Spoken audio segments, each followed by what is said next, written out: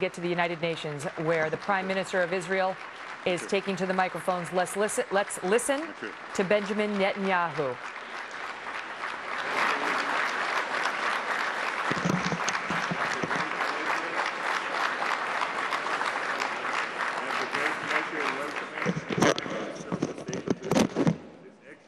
Benjamin Netanyahu, and to invite him to address the Assembly. Thank you very much, Mr. President. It's a pleasure to see the General Assembly presided by the Ambassador from Israel. And it's good to see all of you, distinguished delegates, ladies and gentlemen. 3,000 years ago, King David reigned over the Jewish state in our eternal capital, Jerusalem. I say that to all those who proclaim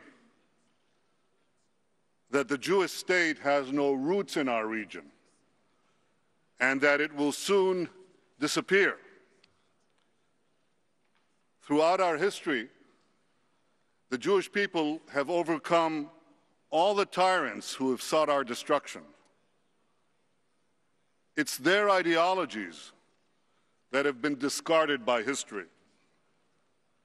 The people of Israel live on.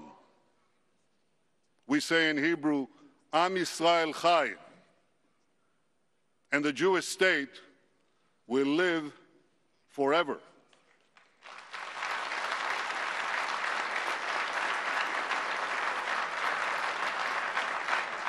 The Jewish people have lived in the land of Israel for thousands of years.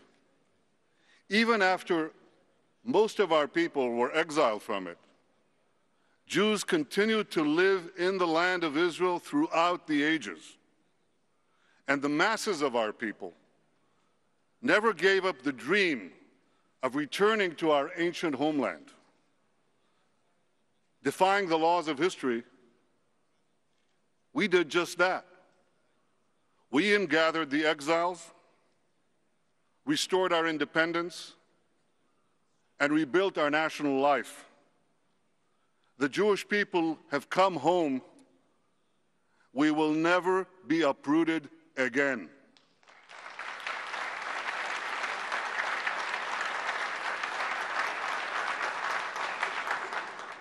Yesterday was Yom Kippur, the holiest day of the Jewish year.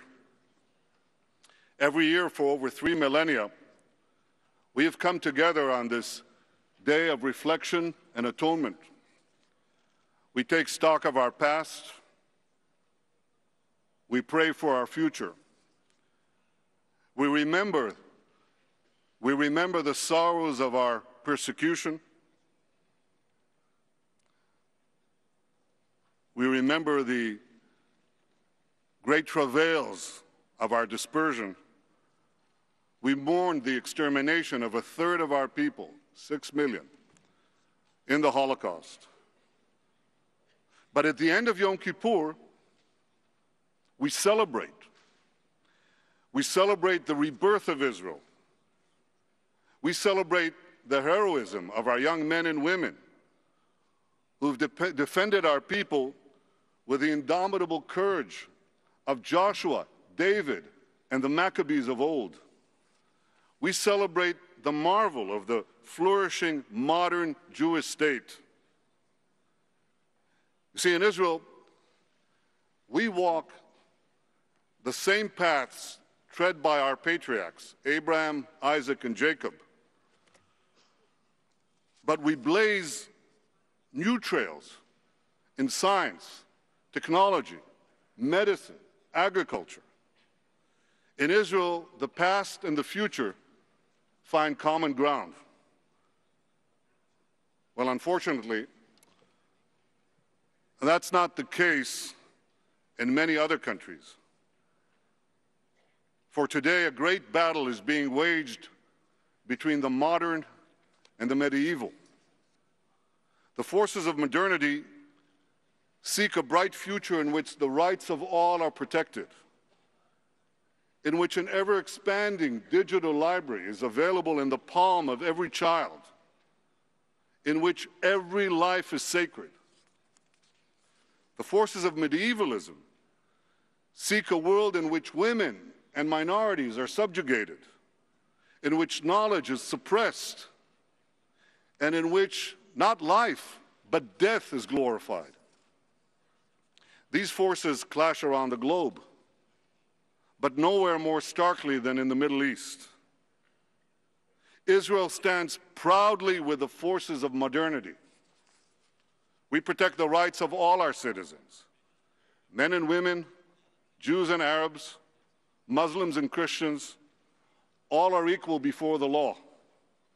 Israel is also making the world a better place. Our scientists win Nobel Prizes. Our know-how is in every cell phone and computer that you're using.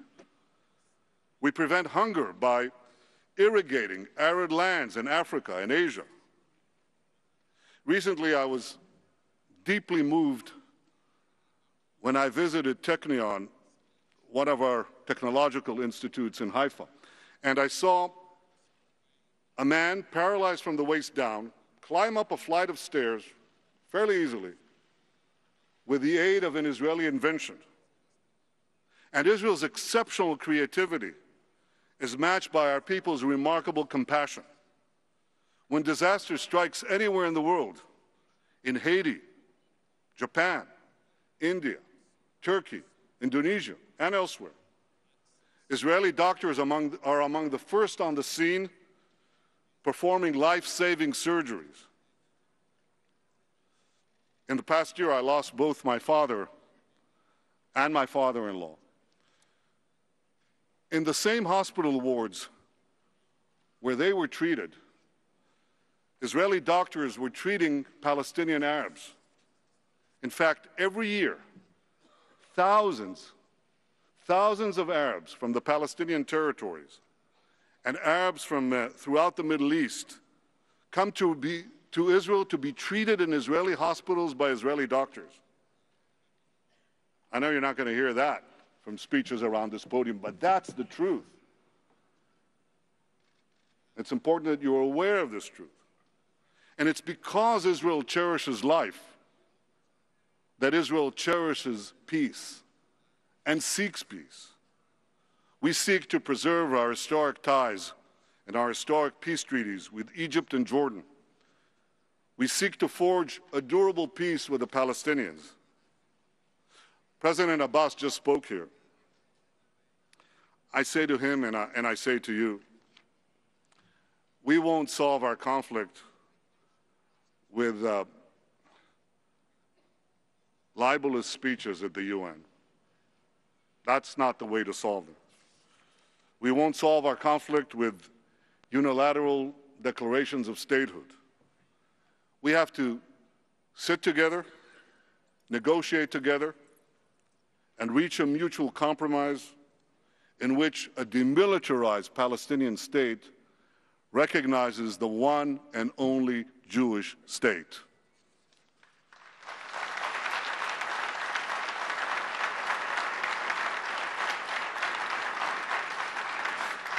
Israel wants to see a Middle East of progress and peace. We want to see the three great religions that sprang forth from our region, Judaism, Christianity, and Islam, coexist in peace and in mutual respect. Yet the medieval forces of radical Islam, whom you just saw storming the American embassies throughout the Middle East, well, they oppose this. They seek supremacy over all Muslims. They're bent on world conquest. They want to destroy Israel, Europe, America. They want to extinguish freedom. They want to end the modern world. Now, militant Islam has many branches, from the rulers of Iran with their revolutionary guards, to Al-Qaeda terrorists, to the radical cells lurking in every part of the globe. But despite their differences, they are all rooted in the same bitter soil of intolerance. That intolerance is directed first to their fellow Muslims, and then to Christians, Jews, Buddhists, Hindus, secular people, anyone who doesn't submit to their unforgiving creed. They want to drag humanity back to an age of unquestioning dogma, unrelenting conflict. I'm sure of one thing. Ultimately, they will fail. Ultimately, light will penetrate the darkness. We've seen that happen before. Some 500 years ago, the printing press helped pry a cloistered Europe out of a dark age. And eventually, ignorance gave way to enlightenment. So too, a cloistered Middle East will eventually yield to the irresistible power of freedom and technology. And when this happens, our region will be guided not by fanaticism and conspiracy, but by reason and curiosity. I think the relevant question is this. It's not whether this fanaticism will be defeated. It's how many lives will be lost before it's defeated. And we've seen that happen before, too. Some 70 years ago, the world saw another fanatic ideology bent on world conquest. Now it went down in flames, but not before it took millions of people with it. Those who opposed that fanaticism waited too long to act. In the end, they triumphed, but at an horrific cost. My friends, we cannot let that happen again. You see, at stake is not merely the future of my country.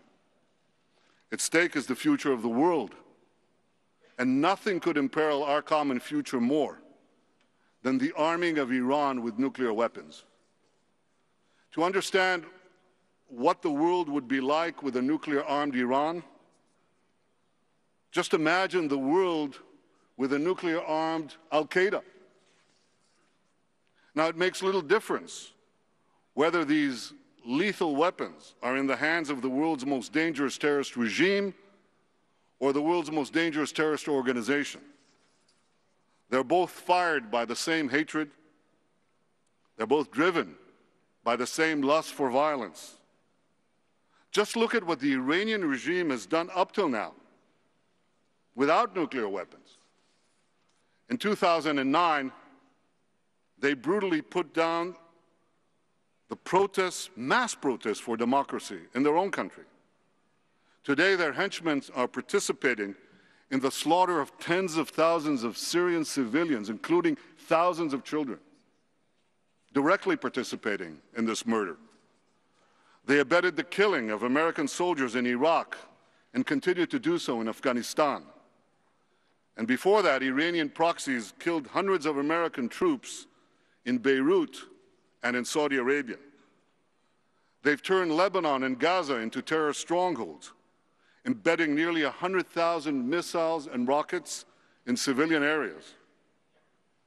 Thousands of these rockets and missiles have already been fired at Israeli communities by their terrorist proxies.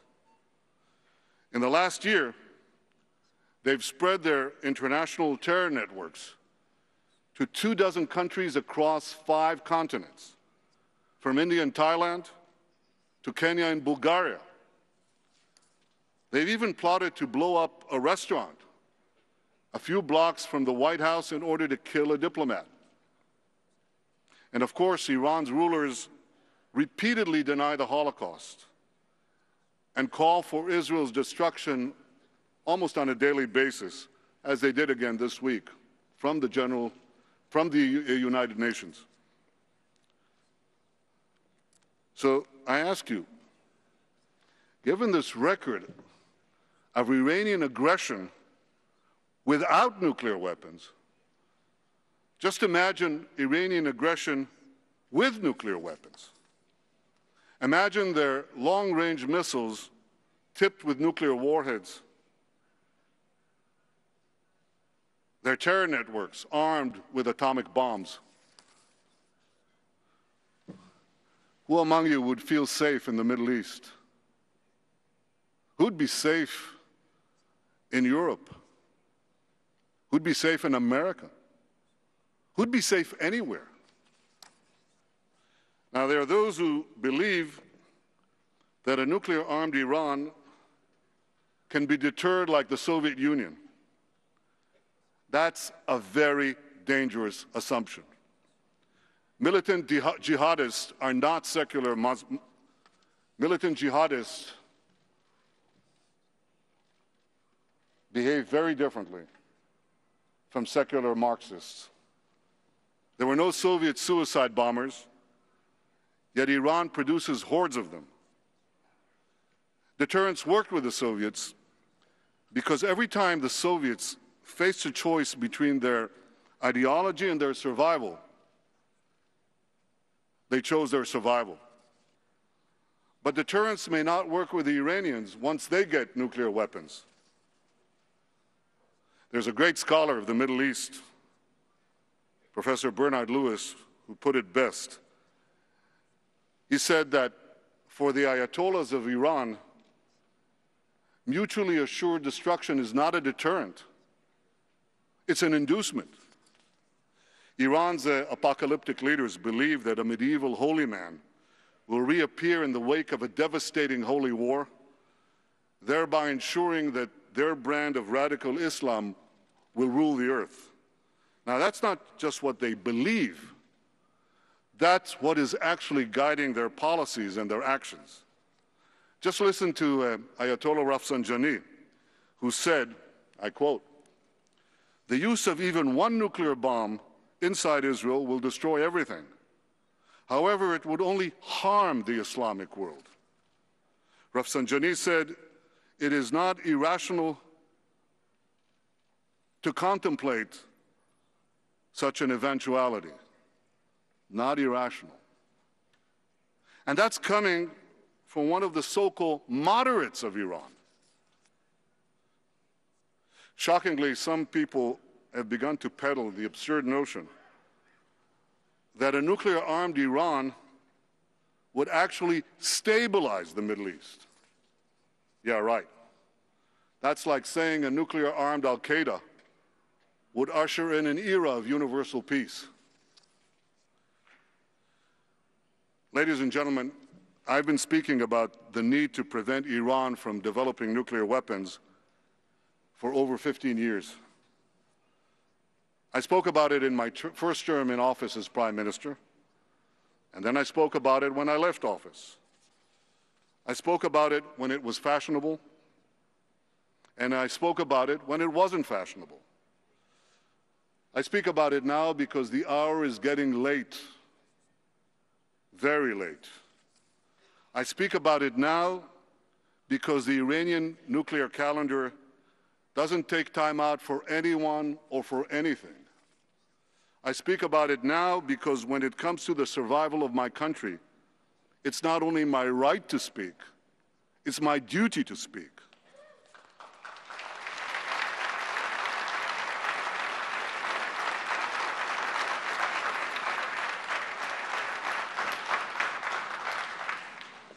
And I believe that this is the duty of every responsible leader who wants to preserve world peace.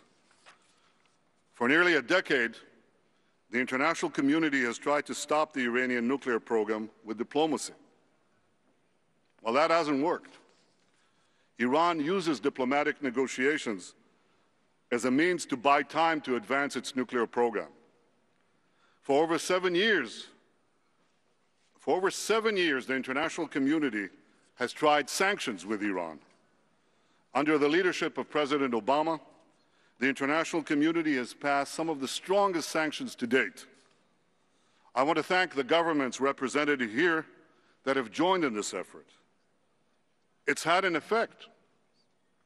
Oil exports have been curbed, and the Iranian economy has been hit hard. It's had an effect on the economy. But we must face the truth. Sanctions have not stopped Iran's nuclear program either. According to the International Atomic Energy Agency, during the last year alone, Iran has doubled the number of centrifuges in its underground nuclear facility in Qom. So with this late hour, there's only one way to peacefully prevent Iran from getting atomic bombs, and that's by placing a clear red line on Iran's nuclear weapons program.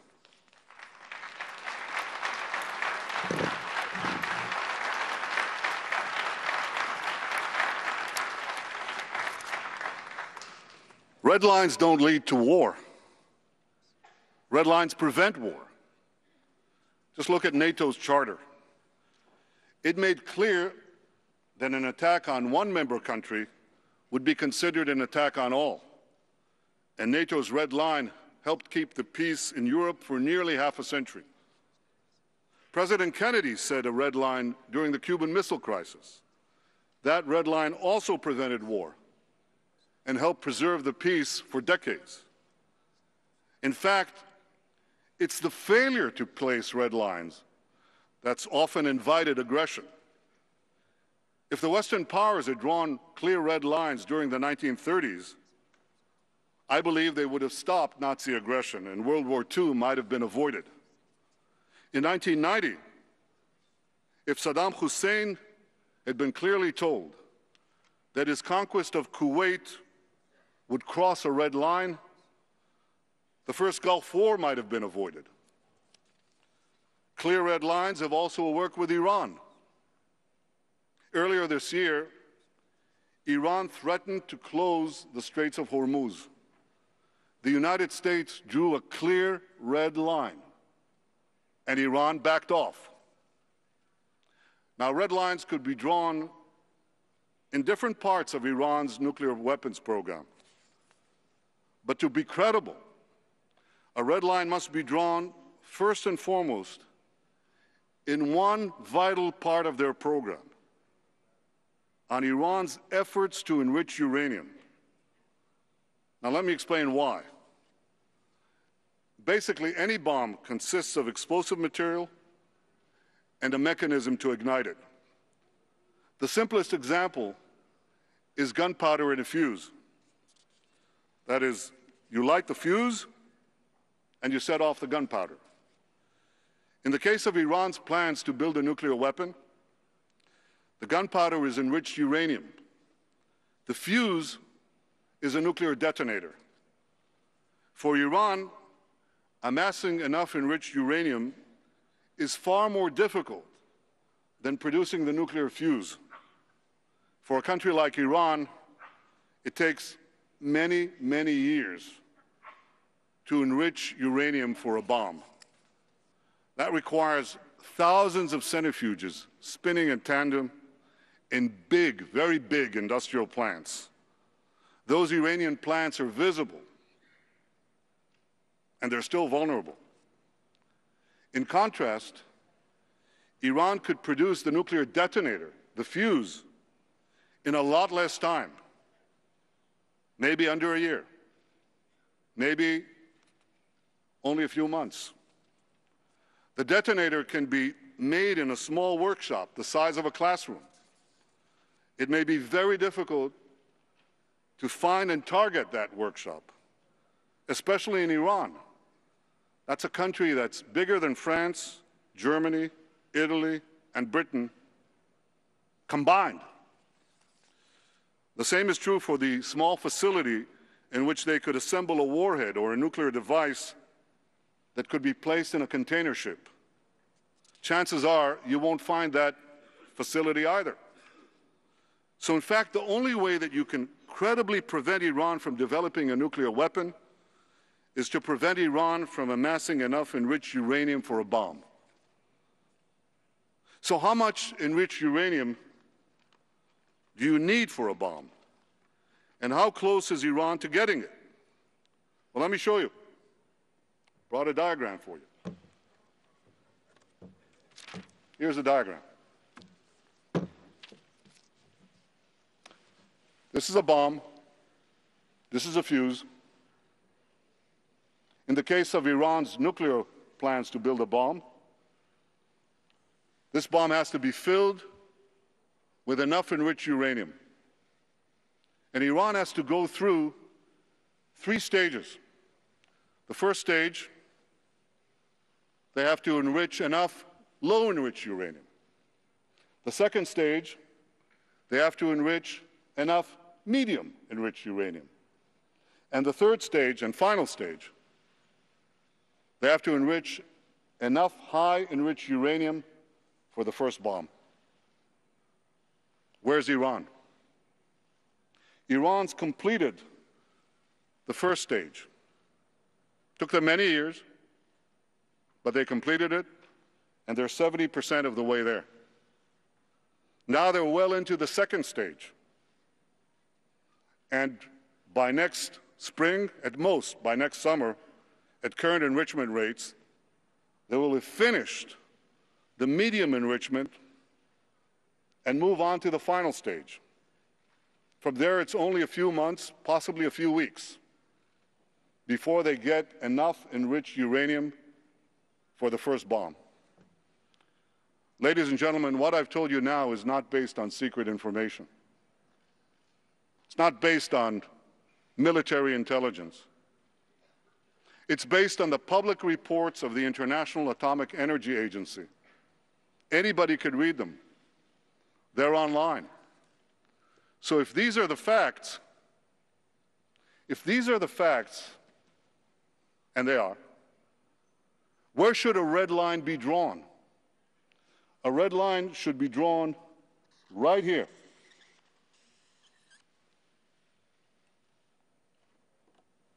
Before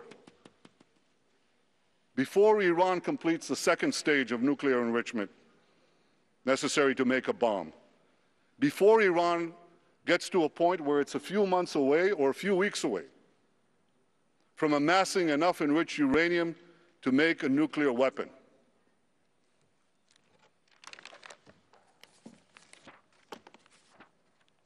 Now, each day, that point is getting closer.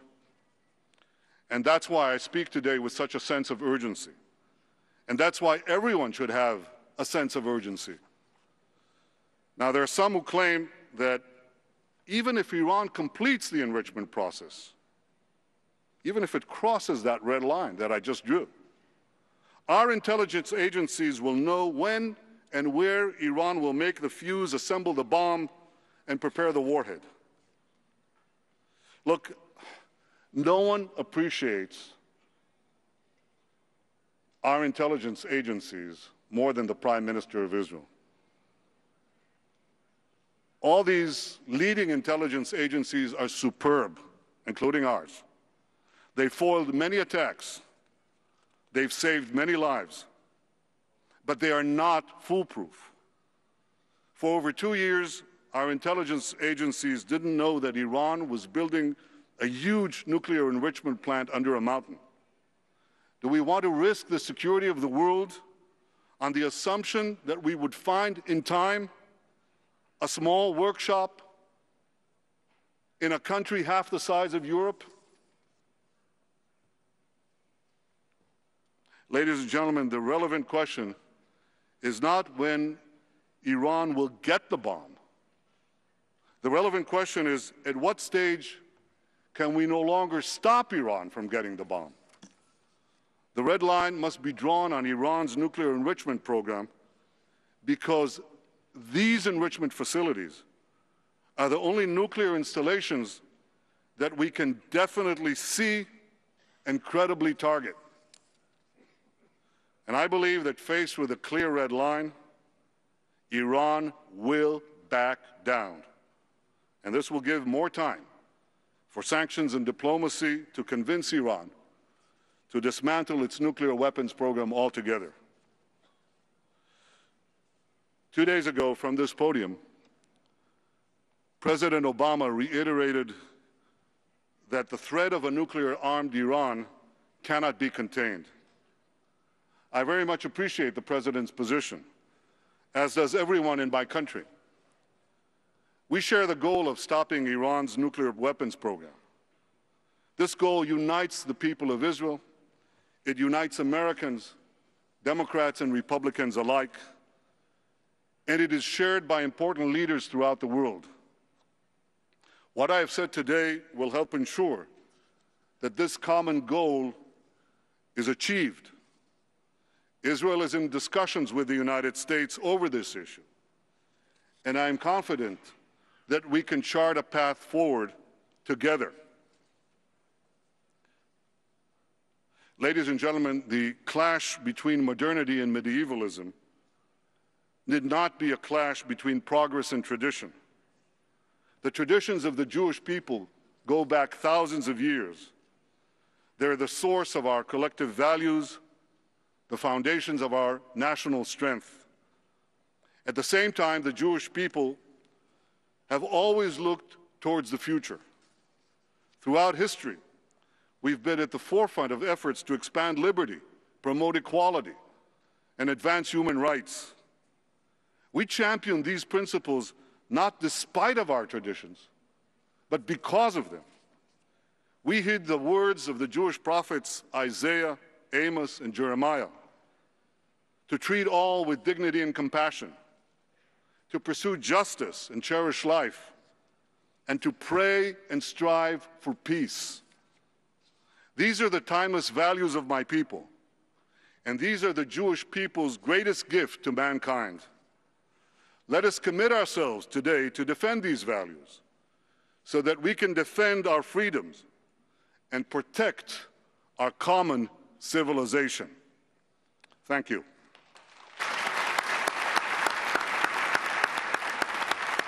The Prime Minister of Israel addressing the United Nations General Assembly and speaking